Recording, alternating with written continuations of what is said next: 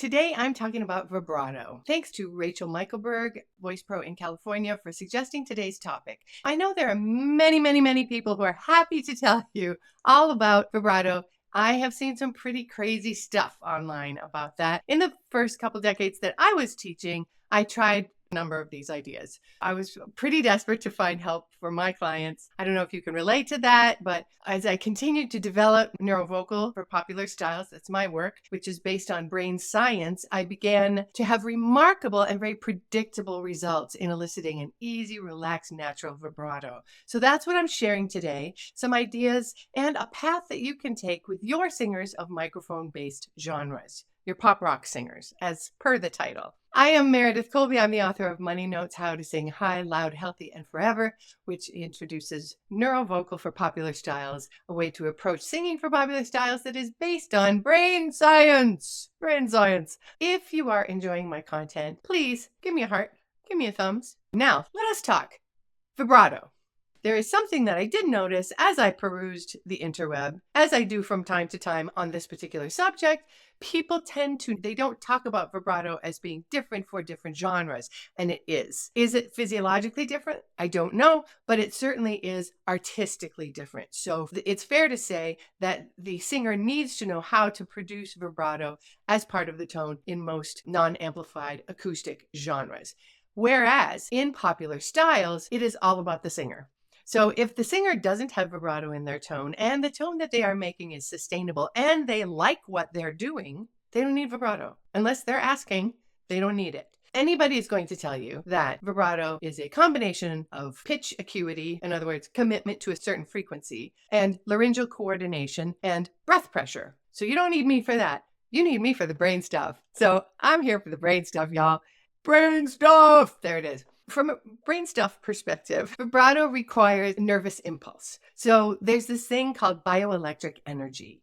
And your nerve cells create what is called an action potential, which is a little electrical jolt, right? A zap. We're going to call it, for this purpose of our discussion today, we're going to call it a zap. So your nerves create the zap, a bioelectric energy.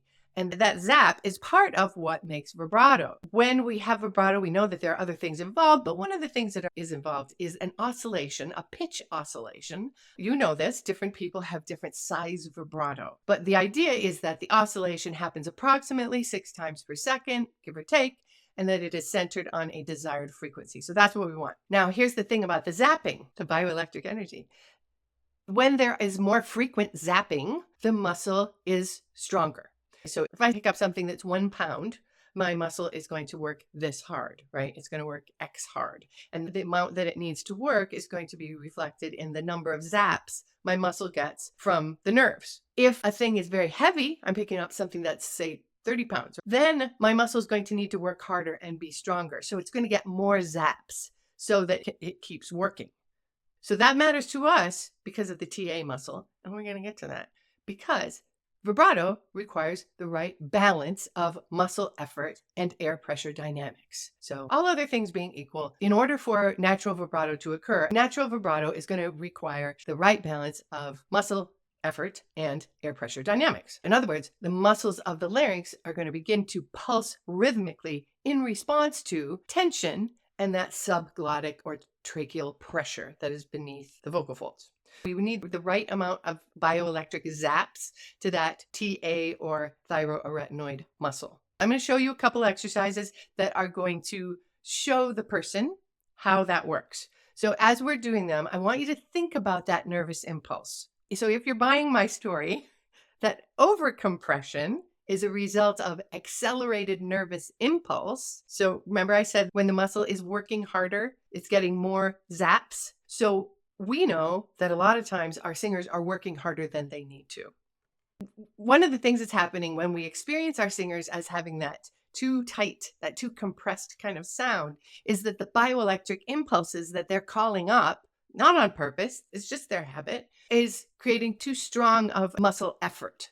So they can't invite vibrato because there's too much muscle effort.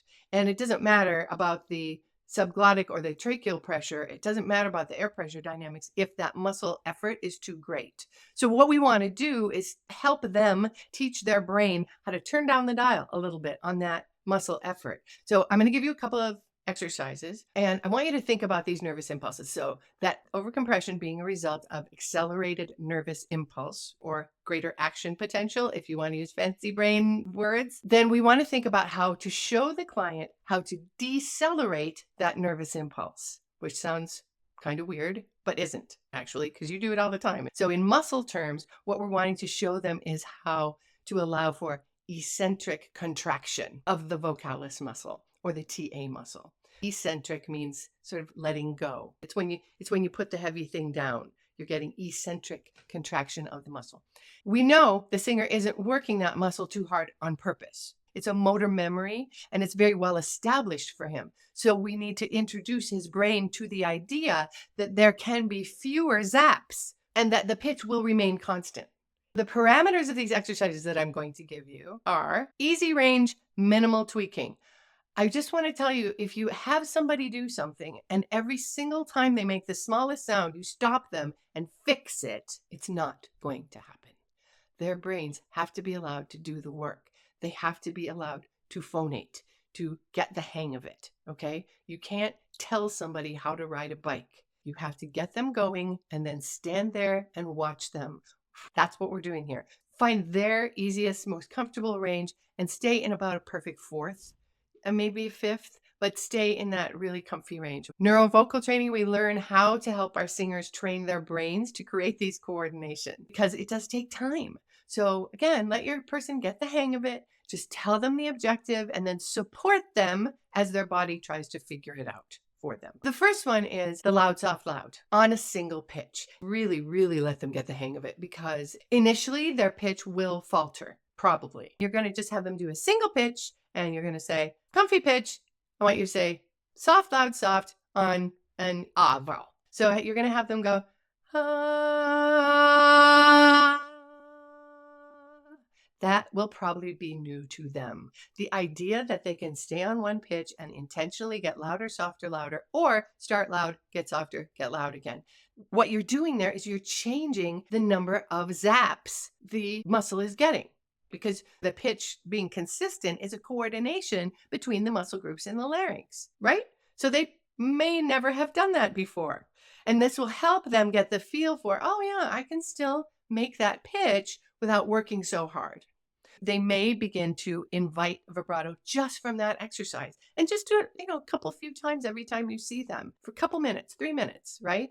Every time you see them, and then you may begin to hear vibrato just from that one simple exercise. Another exercise that works in a very similar way, I call it turn down the dial. You're holding out that pitch on the comfortable range, and I ask them to say, take your fake dial, right, and turn it down a notch. Boop, just half a notch. The tiniest bit. In fact, if I can't tell that your volume has changed, ideal. You're the only one who knows your volume has changed. You're just going to turn it down the tiniest bit. You are not going to dive off the cliff. We're not doing that. You're here, you turn down the dial, and you're here. So we're trying to say this volume, and then a tiny bit quieter, this volume.